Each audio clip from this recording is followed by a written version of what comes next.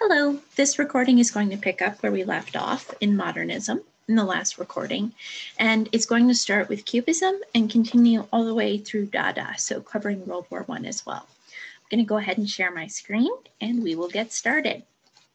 So we're going to talk about Cubism, and obviously this is not Cubism, but this is by Picasso, and Picasso is the most well-known of the Cubists.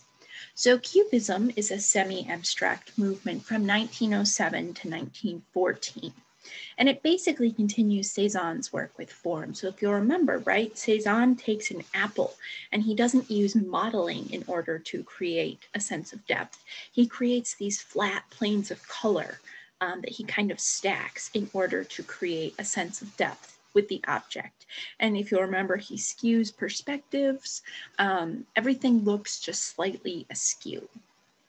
So the Cubists were interested in geometricizing, so geometricizing figures and collapsing traditional naturalistic notions of depth and perspective. And it continues to demonstrate the connection between modern art and music. And if you'll remember, we talked at the very end of the last lecture about Kandinsky and how his work is some of the first fully abstract work. And it seeks to make visible music, essentially. So the Cubists are emphasizing the hard geometry underlying the form. And what we're looking at here, as I mentioned before, is an early Picasso. It's 1903.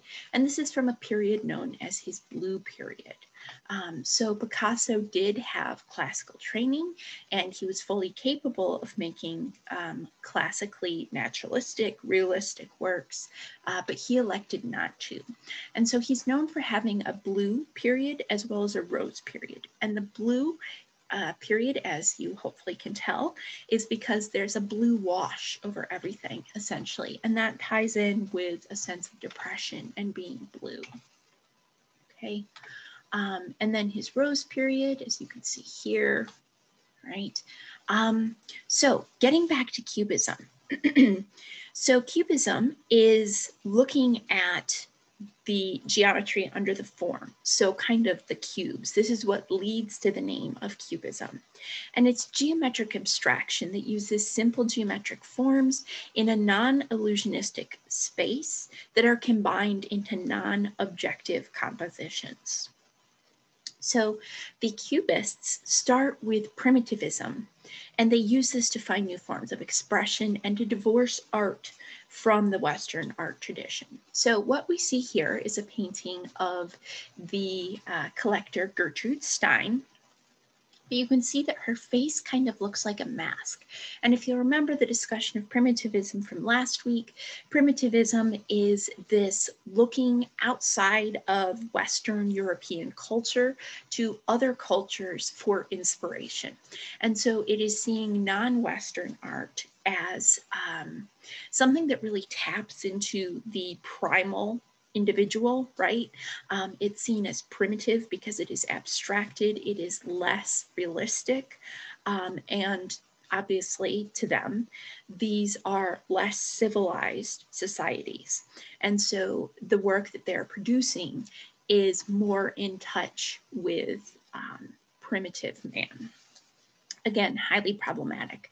So what we see here in this painting of Gertrude Stein is the influence of Iberian sculpture. So Iberia is the ancient culture within Spain. And so there's this recent kind of rediscovery of these forms, as well as an emphasis on African forms.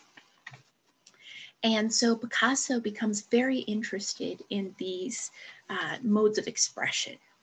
And it culminates for him, and you can see him here in his studio in 1908 with various African sculptures, various geometric forms, etc. But it culminates with the Demoiselles d'Avignon. So this is a picture of 5 women who were initially prostitutes. And you can see that he is using sources from a variety of different cultures.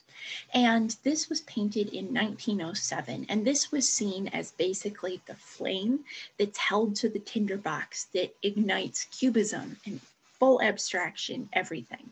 So keep in mind that Kandinsky that we looked at, his fully abstract works start to come out like 1911, 1913. So we've backed up just a little bit. Okay, so here's the Demoiselle d'Avignon.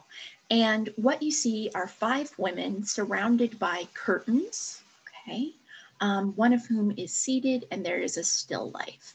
So you can see how the influence of Cézanne is visible here in the perspective of the still life, in the way that color is used to create modeling, is used to give depth to form. In a way that really flattens. And one thing that's noticeable about this work is that the background and the foreground start to become conflated. So Picasso is bringing the background up and he's pushing the foreground back until they're almost on the same level. And so what you see here as fully solid is in fact a curtain that is behind this woman. And you can see various inspirations. So the 2 figures in the middle are based on Iberian forms, similar to the Gertrude Stein. This woman is based on Egyptian hieroglyphics as well as tomb paintings. And then both of these women are based in African masks. And so you can really see how Picasso is mining forms from non-Western cultures, forms from ancient cultures, in order to create something that had never been seen before in Western art, okay? And so this was extremely revolutionary, and this led to the idea of using solid geometric forms, these cubes, to create the body, right? So I believe the breast here is an excellent example of this. And you can see how it is shaped like a breast. You can see how there's similarity here. But the coloring to indicate shadow and just the very way that it's painted, it looks like it's simply a square sitting on top of a flat chest. And so this is a really, really good starting for pointing out the starting point of Cubism. So the first organized group show of Cubism is in 1911. So we have a little bit of time here before the first exhibit. But basically, as I mentioned before, right, we're looking at a multiplicity of views of these individuals, of the still life, of the room they're in. And it was first applied to landscapes in 1908 by Brock, who is another founding member of the Cubists.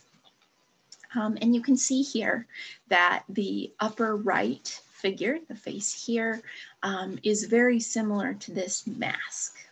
So Picasso is very clearly using the influence of non-Western cultures here in his work. Okay, so Cubism itself. So the idea is that you're breaking the contours that defines the object and you're bringing it forward. So the surfaces appear to flow together and you're blurring the distinction between foreground and background. You can see here that this is clearly an individual. It is a bust with a still life and a curtain in the background, but the curtain is given almost the same weight as the woman herself, and the woman has been broken into flat planes. So think about the idea of multiplicity of viewpoints. So more than one point of view is being represented. So it is like, I'm trying to find something here. Yes, okay. So if you look in the little video part that has me, you can see that I'm holding up the a sword. This is an envelope opener that depicts Sting from Lord of the Rings, right? So if Picasso were to paint this, he wouldn't paint just what you're seeing in the image, right? He wouldn't paint straight on. He would want to also depict it from the side, from the other side, 3/4 view, right? All of these things rolled into one. And so basically, right, you want to take the idea of the sword and just like split it in half and bring it forward so that it's completely flattened. And that's essentially what is being done here with human forms, with still life, etc.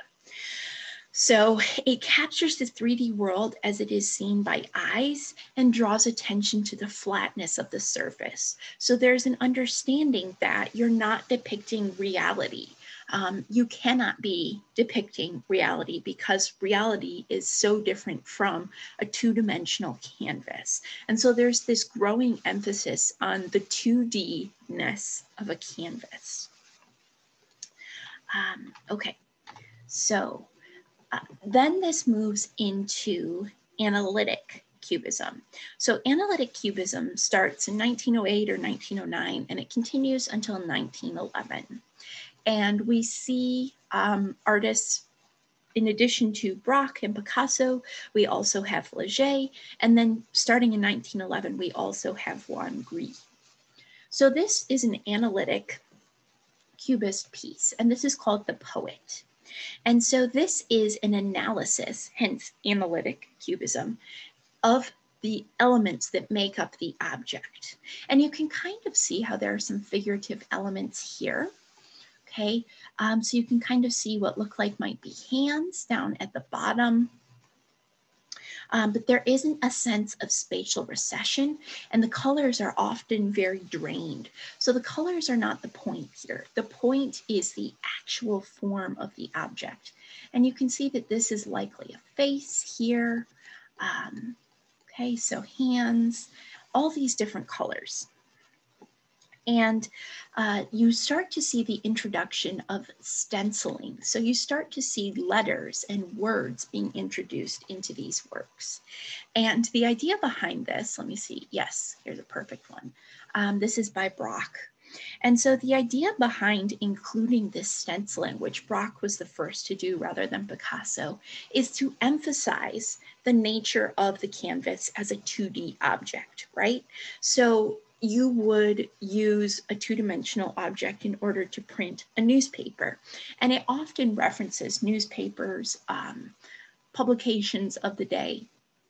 But this just serves to once again reinforce the flatness of the image, of the object on which the image is depicted, right? And so there also starts to be other elements mixed in, like sand and sawdust to create new textures, but it's still roughly two-dimensional. So the picture is basically a physical object in its own right, rather than an illusionistic representation of something else. And they really, really like still life paintings. And this is called candlestick and playing cards. And if you kind of squint, you can see that this is the base of a candle here. Probably the flame is in here. You can see the cards. But again, it's completely flattened. And overlapping frontal surfaces are held together by a linear grid. So you can see how geometric this is, right? Here's the edge of the table, but we're seeing more than one point of view of the table, etc. So hopefully this is kind of making sense to you. You're understanding why this is so significant, right? Here's a depiction of a human that is superimposed with words and letters and this geometric form, right? So again, just really emphasizing the difference between the person and the depiction of the person. And then finally, we start to move towards synthetic cubism. And this starts in 1912.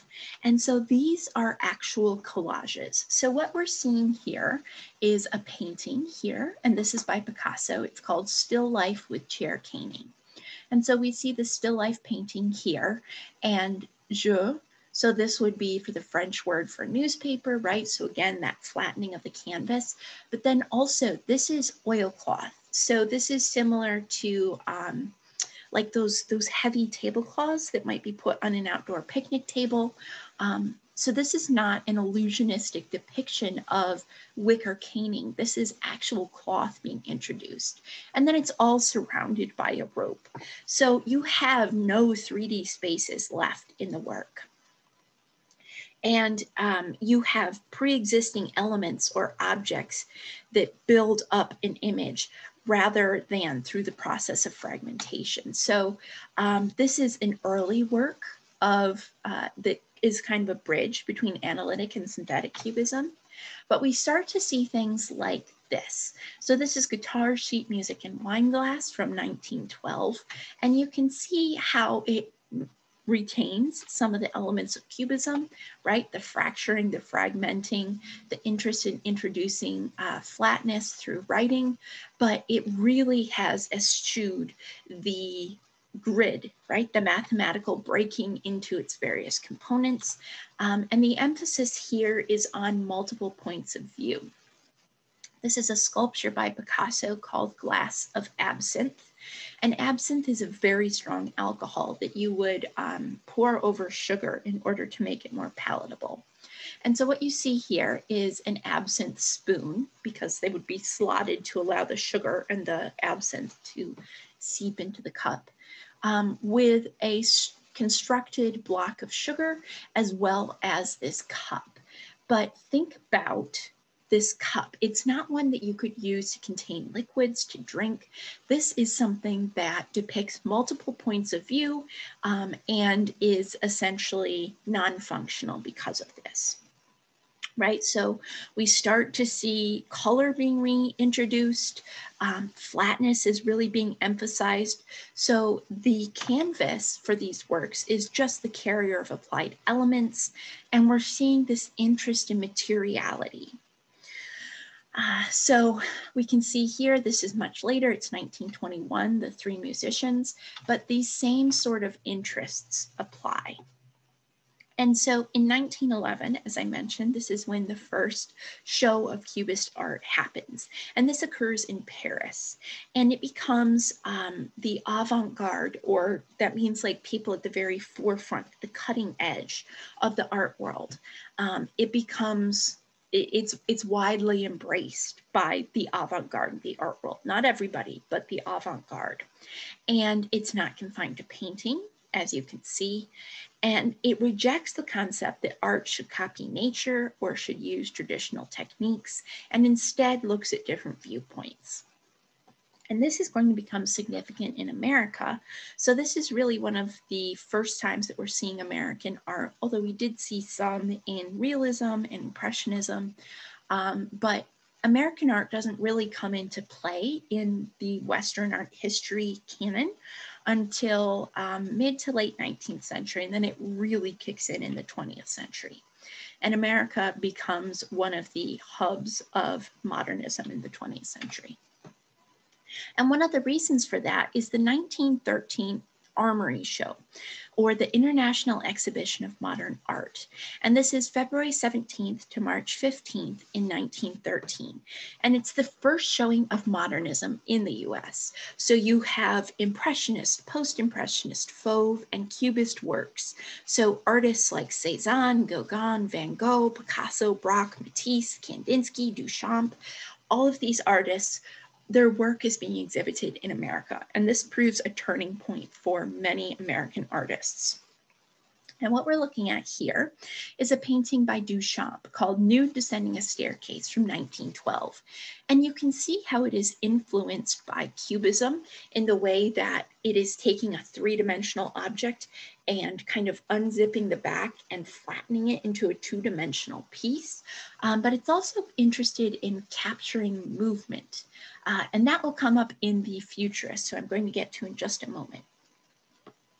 So the exhibit, the International Armory Show, is intended to trace the development of 19th century art to the contemporary point. And it's attended by 300,000 people in 3 different cities. And this piece is the most talked about.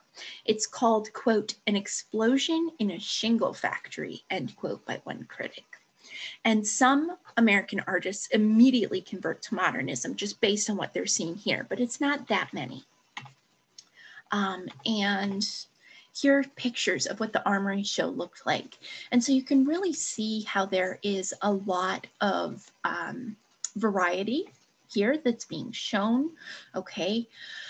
So we have some expressionist art, we have modernist art, we have impressionist, post-impressionist, and you can see how all of these styles are being combined. And this could really be kind of a kicking off point for many American artists. And the artists who exhibit in this show gain instant notoriety. And for many people in America, this is the first introduction to European modernism that they have seen.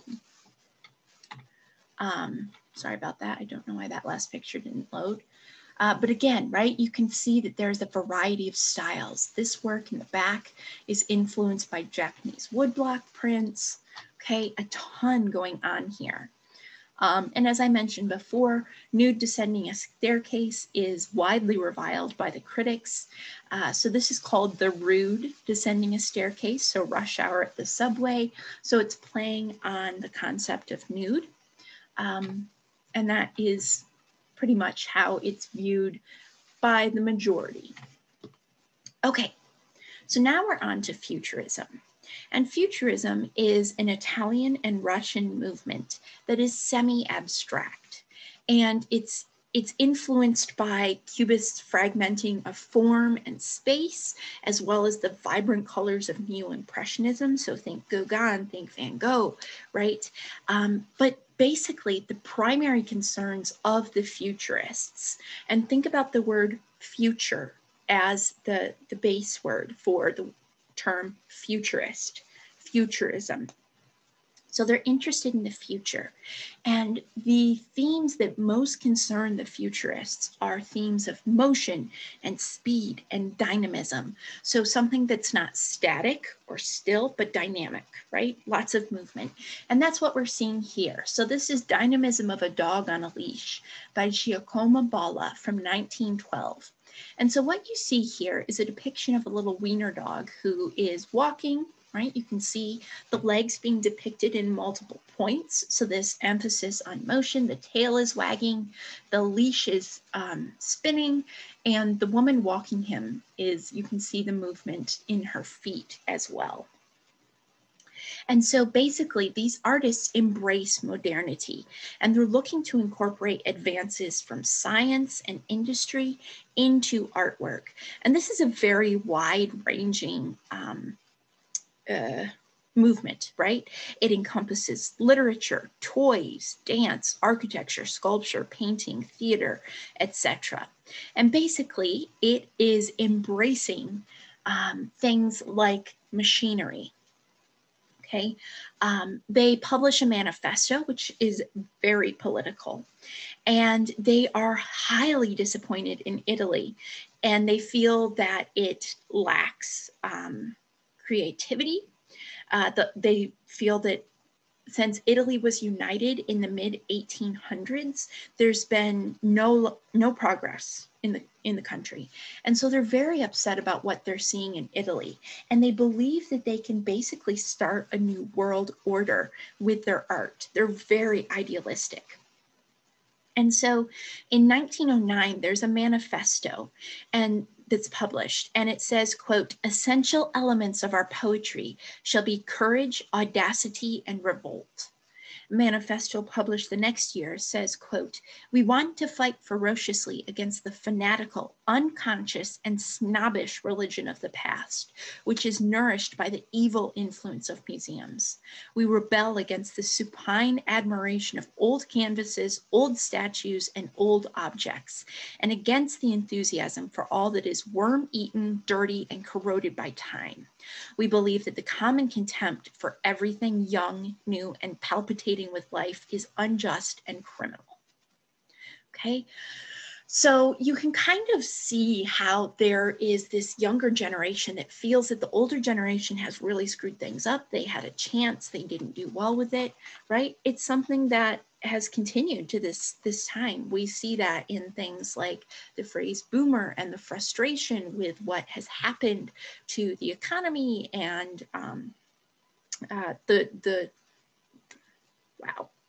ecology, global system, right? All of this. And nowadays, there's a lot of resentment towards the elders in society for what's seen as mismanagement of resources, etc. And so it's a very similar feel at this time, although the futurists are incredibly drastic, right? They actually end up embracing World War I. They think that it will take fire and abolishment of everything that exists to create this new world order. They want to burn the libraries, the museums. They want to just start fresh. And so, excuse me, we have this concept of universal dynamism, uniting objects apparently separated by time and space. So to paint a human figure, you must not paint it. You must render the whole of its surrounding atmosphere, end quote, right? So the idea that it's not just the object, but the context in which the object is seen. And they call for abandoning traditional subjects like news. But these artists are incredibly affected by physical phenomena and technological advances. So things like X-rays, persistence of the image on the retina, etc., right? And so they view reality as being in a constantly changing interpenetration. So the forms are not here and here, they're like this. And this is what modernity is. And they want to attack the culture that currently exists. And there's this reverence for things that are examples of modernity. So here we see Streetlight by the same artist, Bala, from 1913. And it's a depiction of electricity, which is not brand new, but it's still relatively new and exciting. And we see through a keyhole this street lamp. And you can see how it's influenced heavily by Neo-Impressionism, right? So the idea of the small dots and the discrete colors that are not mixed together. Again, right, this fascination with technological advancements and the rise of the machine, right? So you can see how these are unmixed, pure colors. And at the very center, there is this this glowing light, right? And we've seen something similar to this, where the center is this revered light glowing, surrounded by a halo. But in that instance, it was in the Baroque, and it was the name of Jesus, or it would be a depiction of God, and everything around is glowing, right? And there's this halo. And so basically, the shift for the futurists is away from something like religion towards a religion of modernity. And this celebration of the modern machine is not limited to things that are seen as advancing. I'll come back. Advancing everyone's life. There's also almost this worship of things like tanks and guns. They call for involvement in World War I. They want to burn it down, okay? And so this image here by Gino Severini, Armored Train in Action from 1915, was created during World War I, and it's based on this image, all right? But going back just a little bit, so there's this concept of simultaneity. So time is not a series of discrete moments to the futurists, but time is happening all at once. And therefore, forms are not discrete, right? They're not neatly packaged. They loosen and they intermix, right? They exert force on each other. And so this is by Baccioni, and it's unique forms of continuity in space. Excuse me, and it was made in 1913. And what we see is this figure who is striding forward into the future. And you can see the effect of the movement here, right? You can see the rippling of the clothing of this figure. But there's also force, right, being exerted. The chest is caved in. So there are some forces resisting progress, and yet this figure continues to stride forward strongly.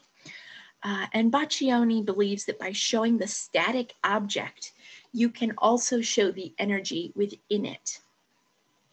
So he believes that you have to combine relative motion, so motion in relation to the environment, with absolute motion, or motion inherent to the object. And so these are advocates for World War I, as I mentioned. Many of the artists who participated in this movement fought in the war, and several died. And you can see here, right, this photograph of hands typing, but you can see the hands in multiple places. And so you can see how this is really very similar to Dynamism of a Dog on a Leash, right? This depiction of more than one moment in time. So think about the way that the Cubists are trying to depict more than one viewpoint at the same time. The Cubists are doing something similar, but with time itself. And this is a very common theme for them. Okay, here you see the hand of the violinist, again by Bala. And you see the movement, you see the influence of Neo-Impressionism. Okay, and there are also others who have a very aggressive form. It's very angular, right?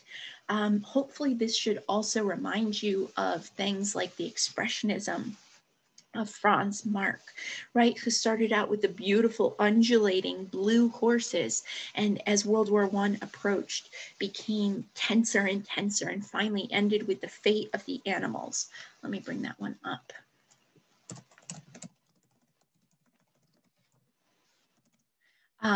Right, and so there's this energy here, this fragmentation, and so we can see something somewhat similar here in Rousselot's Dynamism of a Car. So again, technology, modernity from 1912 to 13. Oops, sorry. And this is the fate of the animals. You can see how it has similarities. Also 1913. Okay. And again, these are artists who worship the overturning of the old order, and they believe that art can bring this about. And so they are very excited at the prospect of World War I. So I'm going to talk to you a little bit about World War I. And I'm going to start here. So in order to understand World War I, you need to have a little bit of background. So World War I is 1914 to 1918, okay? And you have the Soviet Revolution in Russia from 1917. You have the Mexican Revolution from 1910 to 1920. So there's a lot of unrest in the world. But World War I specifically begins with the assassination of Archduke Franz Ferdinand, who is heir to the Austro-Hungarian Empire.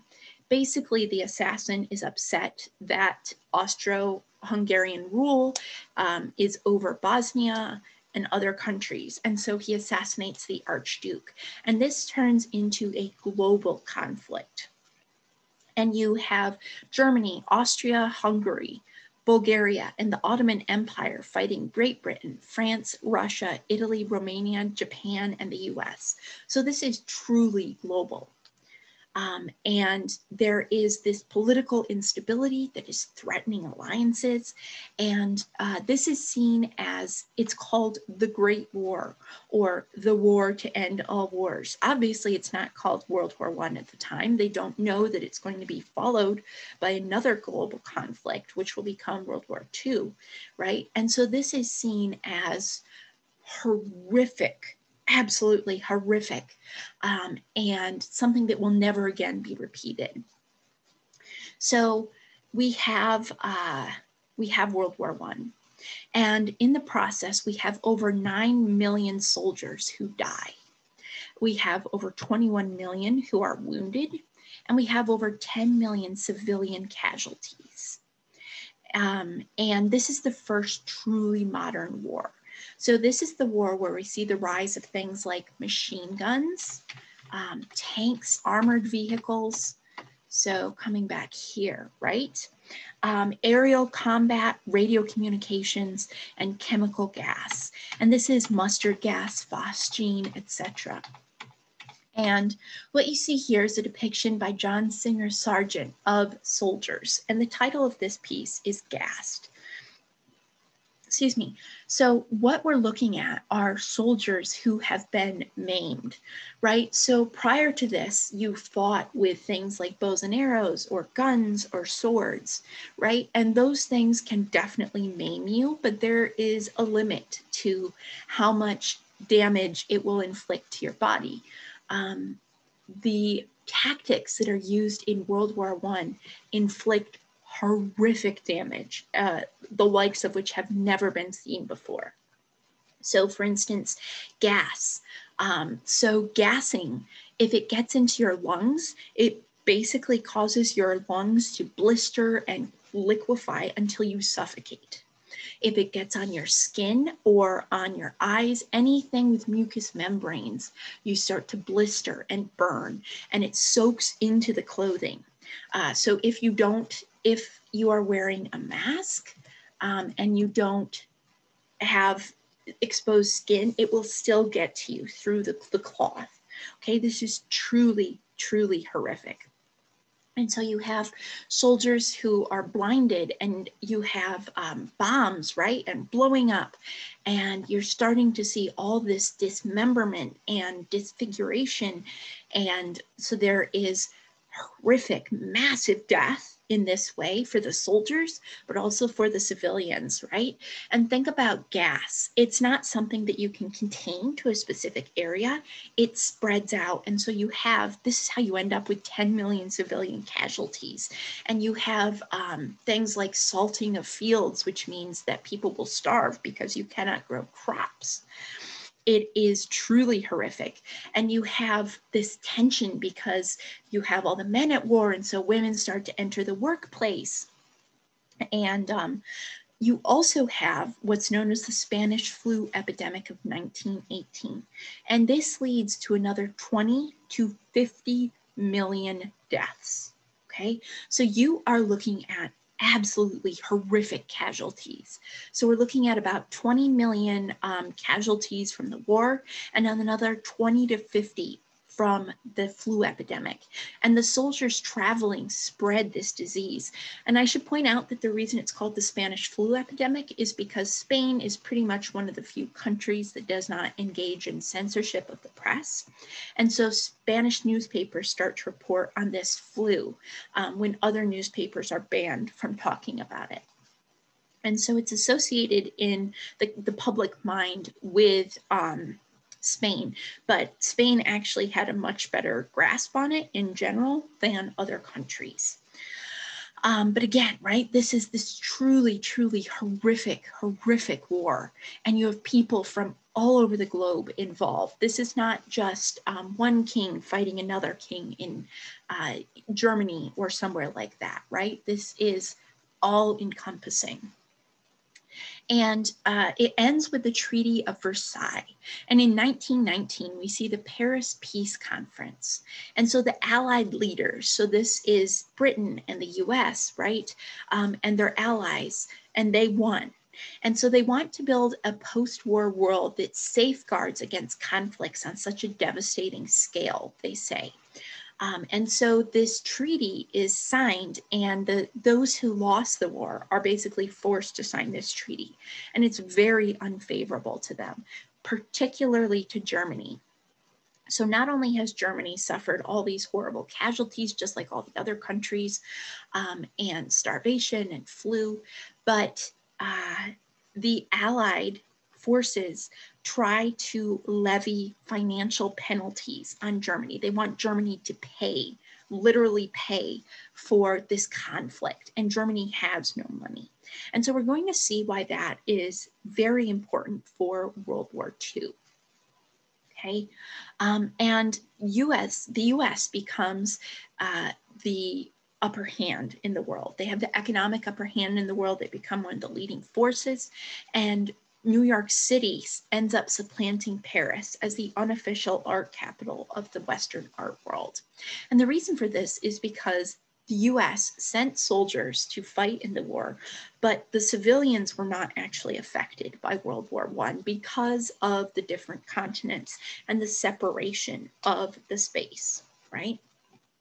So we have this truly horrific, somewhere between 40 and 100 million people are dead. But I mentioned that you also have this dismemberment and this disfigurement. And so you see veterans come back with parts of their faces missing. And so there's this rise in developing masks,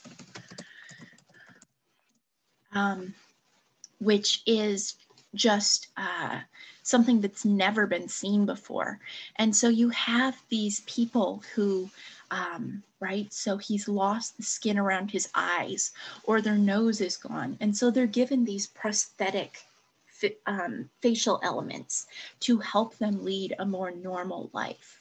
Okay, so even if they don't look 100% natural, they can once again start to live normally. And it's truly, truly horrific. Nothing like this has ever been seen before. Okay. And Germany is having all of these penalties levied against it. And you start to see this angst in Germany. Some parts of Germany are doing well. The Weimar Republic, for instance, is extremely permissive for the time. There is actually an embrace of gay people, lesbians. All of this is considered acceptable, it's condoned. And what we see here is an Otto Dix drawing of a prostitute and a disabled war veteran, or two victims of capitalism. And so you can see how there's this huge resentment. And you also see, which I think is really fascinating, sorry, I did not mean to stop there, but it froze. You see the rise of, it's a rather disturbing image, so I'm going to give it a minute to load so I can keep going. You see the rise of what's called the new woman. And so this is a woman who takes the role of a man in society. And so you start to see women who are wearing men's clothing. They're doing things like smoking in public. They are going to clubs and dancing with their girlfriends. They're engaging in non-traditional behavior, right? They're not acting feminine. They appear very masculine. And so in addition to all the angst that you have from the war, you also have this angst coming from the men who feel like they're being displaced, right? And so here we have a self-portrait by Romaine Brooks from 1923. And this is admittedly American, but it is of this type. And so these women are taking the place of men like this who are disfigured and wounded. And there is this hatred towards women that arises, and it's really, truly vile. There's this desire for violence to be inflicted on women. There are practices at this time of cutting up your girlfriend's face so that no one else will want her. It even has a term applied to it. So there's this typical slash that's across the cheek. There's just this real violence and anger, lots of anger beneath the surface. And this is important because it helps you to see how World War II could have come into being. So that's what Germany is like. In terms of other countries in the world, there is this attempt to reconstruct, right? So you've had the continent of Europe literally carved up from the trench warfare and the artillery shelling, right? And so artists feel that Europe needs to come back together to heal, right? It literally needs to knit itself back together. And they feel that divisions are what led to the war, World War I. And so if we could just make links to a shared past, you might be able to have Europeans see that they have common ground. So this common past is once again a throwback to antiquity. So the Greeks, the Romans, and this is actually Picasso. This is 1921. So think about what we've been seeing from Picasso, this fragmentation of the body, right? This emphasis on the two-dimensionality of the object, etc. After you have World War I, and you're looking at 10, 20 million people wounded and disfigured, some artists start to view the fragmentation of the human body as barbaric, right? So you have actually fragmented human bodies. And so depicting something like that in art, even if it's not actually depicting someone who is wounded, but rather depicting them from different viewpoints, this is seen as really undesirable. And so this is Picasso's neoclassical period. And so you can see that the legs themselves, not only is this a much more naturalistic depiction of the human body compared to Cubism, but the legs themselves are like these very sturdy columns. And they literally reference the columns of the temples, right, of Greece, of Rome.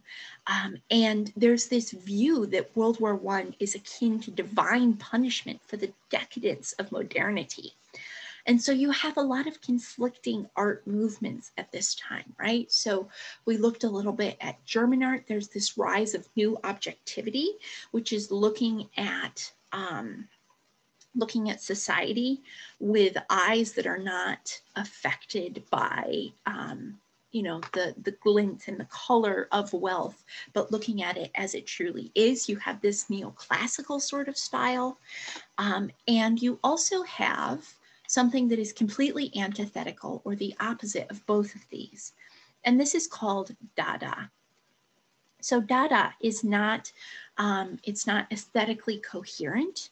It is revolt against the bourgeois, and it's occasioned by the horrors of World War I. And so this is kind of the futurists, right, their stance, but instead of the optimism of war will burn it down and then we will rebuild, the Dada replace this optimism with nihilism, right? They just adopt the absurd. Their feeling is everything is absurd. And so it begins in Zurich in 1916 with a group of pacifist artists, so anti-war.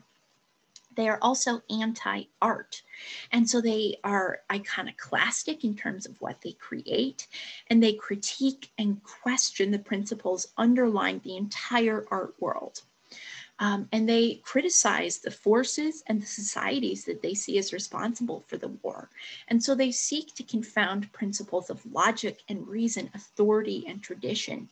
And so they attempt to shock and disrupt public complacency.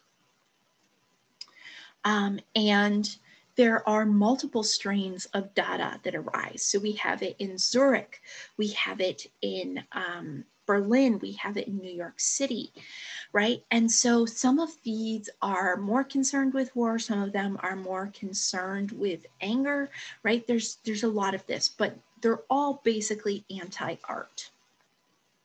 And so what you're looking at here is a performance by Hugo Ball in 1916. And this is the performance of the sound poem, Caravane. And so what you see here is the poem itself on the left-hand side. And he's wearing this rather nonsensical costume, and he's doing performance art. He stands up and he reads this. These are nonsense words. They mean nothing.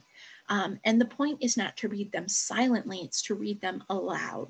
And these are attempts to mimic African dialects. And so it's looking to expand beyond just the Western art history canon, right? It's looking to move beyond that to include more. And it is celebration of art as well as taking a stand against Western reasoning. So I want to show you the manifesto that they published. And this is from 1918. So I'm going to read just a little bit about it. So, okay. I'm going to start here in the second paragraph. But this need itself is obsolete. In documenting art on the basis of the supreme simplicity, novelty, we are human and true for the sake of amusement, impulsive, vibrant to crucify boredom. At the crossroads of the lights, alert, attentively awaiting the years in the forest, I write a manifesto and I want nothing. Yet I say certain things, and in principle I am against manifestos, as I am also against principles. Half pints to measure the moral value of every phrase, too convenient. Approximation was invented by the Impressionists. I write this manifesto to show that people can perform contrary actions together while taking one fresh gulp of air. Okay, so some of that makes a little bit of sense. But for the most part, it is gibberish, right? To impose your ABC is a natural thing, hence deplorable. Everybody does it in the form of Crystal Bluff Madonna, monetary system, pharmaceutical product, or bare leg advertising the ardent sterile spring. It's gibberish. And this is the point, right? So this is very much taking a stand against the principles of the art world, everything that the art world values. The Dadaists come in and they kind of just take a big old poop on it. Okay, so this is very edgy, it's very revolutionary. And so these artists see Western intellect and enlightenment and modernity as what led to the creation of machine guns and tanks and bombs, everything that enabled World War I to very efficiently kill millions of people. And so this concept, this Dada idea, quickly spreads across the globe, and it means different things somewhat in different areas. And this is by Hannah Hock. It's a collage, and it's called Cut with the Dada Kitchen Knife Through the Last Weimar Beer Belly Cultural Epoch in Germany. Okay, and you can see how she's taken words and images and just jumbled them up. And it seems nonsensical, but there is also a biting commentary, right? So it is these men and machines who have disfigured, right? And where the women and art, right? It's very, very harsh, and it's very, very heavy critique. Okay, so again, right? And this is basically one of the first times that we're seeing collage. This is incredibly revolutionary. This idea that you can take imagery from other people, from other artists, and create your own with it. And this is the idea that we're going to see in Duchamp, his work, in Marcel Duchamp's work. And so I'm going to end this on Fountain. So this is Fountain, signed R. Mutt, 1917. And so for Duchamp, art is meant to directly question the most basic assumptions of art itself. And this was submitted to the Society of Independent Artists annual exhibition in 1917. And the committee for this exhibit had said that they would accept and show all properly submitted work, but they rejected Fountain because Duchamp did not create this work himself. So what are we looking at? Well, hopefully you are somewhat able to tell, or possibly able to tell, that this is in fact a urinal that has been tipped on its side. It is an unused urinal, but Duchamp maintains that art does not require evidence of the artist's making. It can be art simply because an artist says that it is art. And this is what generates the idea of conceptual art. So the concept behind it is what's important. So this idea that you can take something industrial that's made to be literally pissed in, and by turning it on its side and signing it with a nonsensical name, it becomes art. And this flips the world on its ear, right? The art world just doesn't know what to make of this. And so he creates this idea of the ready-made. And so he takes objects that exist in everyday life, and he decontextualizes them and he presents them as art itself. And you can see here, this is LHOOQ, and this is by Duchamp. And again, it's just a reproduction of the Mona Lisa with a mustache and a beard drawn on, right? This mockery of the art world itself. So I'll leave you with this image of Fountain, and I hope that you are thinking about why this is considered art, why this is so revolutionary. Do you personally feel that this is art? What are your thoughts on this? So hopefully we'll have a good discussion in our next class. Okay, bye.